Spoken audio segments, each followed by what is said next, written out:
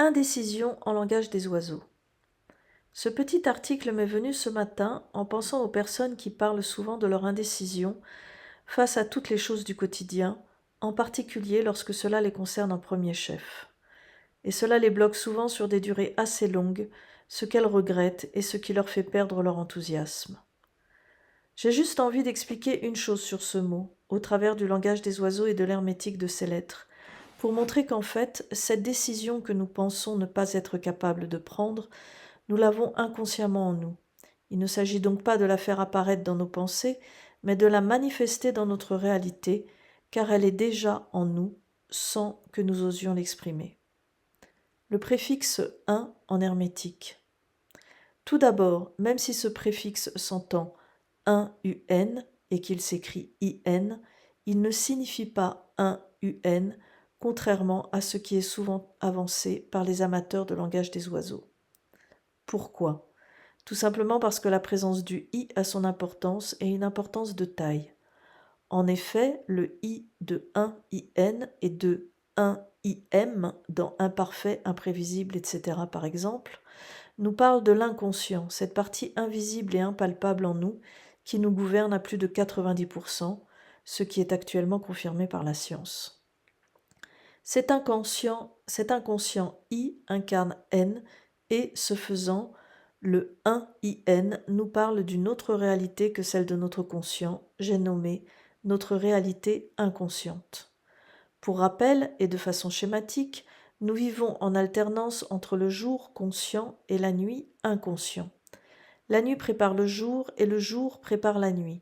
C'est-à-dire que ce qu'il se passe dans l'inconscient prépare notre vie consciente, et ce que nous vivons consciemment prépare aussi ce que nous vivons inconsciemment.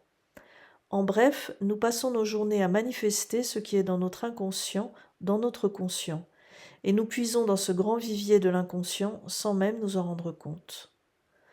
Revenons au 1, IN.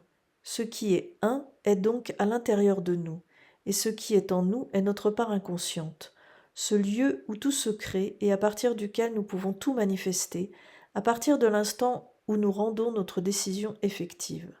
Du reste, le mot décision nous parle bien de la manifestation exprimée, D-E, à partir de l'inconscient, les I de ce mot. Indécision, un mot qui exprime un changement potentiel. Au travers de cette petite analyse, nous comprenons que même lorsque nous pensons être, au sens courant du terme, dans l'indécision, le fait de ne soi-disant pas savoir du tout, nous sommes en fait déjà maîtres d'une décision qui est présente dans l'inconscient.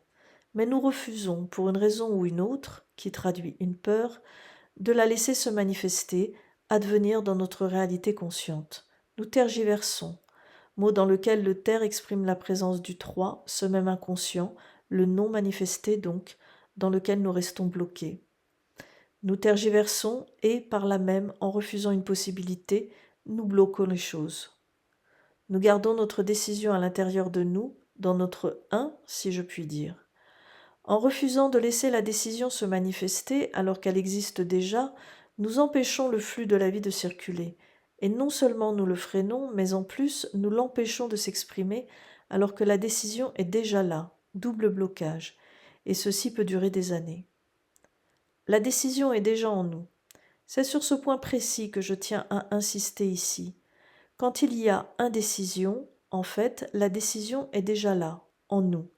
Comprendre ceci est l'occasion de nous rassurer sur notre capacité à décider et peut nous permettre d'oser le premier mouvement et donc de vaincre la peur. C'est là que je veux en venir. C'est se jeter à l'eau, certes, mais la vie n'est-elle pas une succession d'expériences qui nous permettent de comprendre qui nous sommes et ce que nous avons à faire ? Par extension, dire oui à une possibilité est un acte d'amour. J'y reviendrai dans un prochain article sur le oui et le non. Voilà. Que les indécis se rassurent, ils ont tout en eux et surtout la capacité de décider.